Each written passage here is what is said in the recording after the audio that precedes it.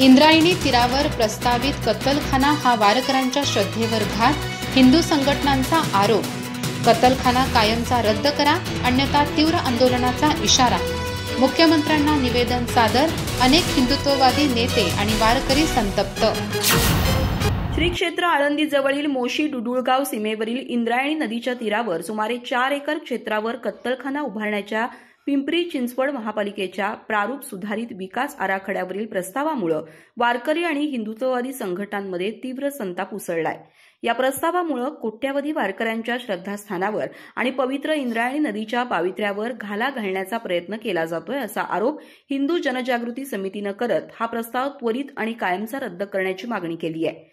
या पार्श्वभूमीवर हिंदू जनजागृती समितीच्या वतीनं मुख्यमंत्र्यांच्या नावे असलेलं निवेदन निवासी उपजिल्हाधिकारी संजय तेली यांच्यामार्फत सादर करण्यात आलं। या निवेदनात म्हटलंय की आळंदी हे संत ज्ञानेश्वर महाराजांचं संजीवन समाधीस्थळ असून ते लाखो वारकऱ्यांचं श्रद्धास्थान आहे। त्या परिसरात कत्तलखाना उभारण्याचा प्रस्ताव हा वारकरी संप्रदायाच्या धार्मिक भावनांचा जाणीवपूर्वक अपमान करणारा आहे।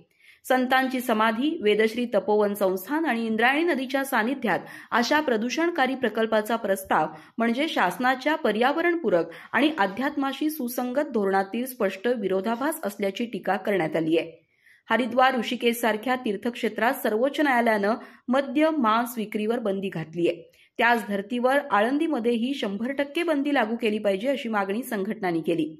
यावेळी हरिभक्त परायण महादेव यादव महाराज, शिवसेनेचे उपजिल्हाप्रमुख उदय भोसले, किशोर घाटगे, हिंदू जनजागृती समितीचे शिवानंद स्वामी, उद्धव बाळासाहेब ठाकरे गटाचे संभाजीराव भोकरे, हिंदू एकता आंदोलनाचे दीपक देसाई, गजानन तोडकर, मंदिर महासंघाचे अभिजित पाटील, हिंदू महासभेच्या शीलाताई माने, रश्मी साळोखे, नंदकुमार घोरपडे, मनोहर सोरप, कृष्णात दिंडे आदी मान्यवर उपस्थित होते।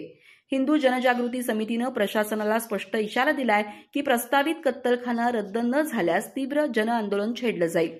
त्यामुळे शासनानं याकडे गांभीर्यानं लक्ष देऊन आळंदीच्या पवित्रतेच्या रक्षणासाठी तातडीनं योग्य निर्णय घ्यावा, अशी मागणी सध्या राज्यभरातून होतीये। अधिक माहिती आणि ताज्या घडामोडींसाठी आजच आमचे चॅनल सबस्क्राइब करा।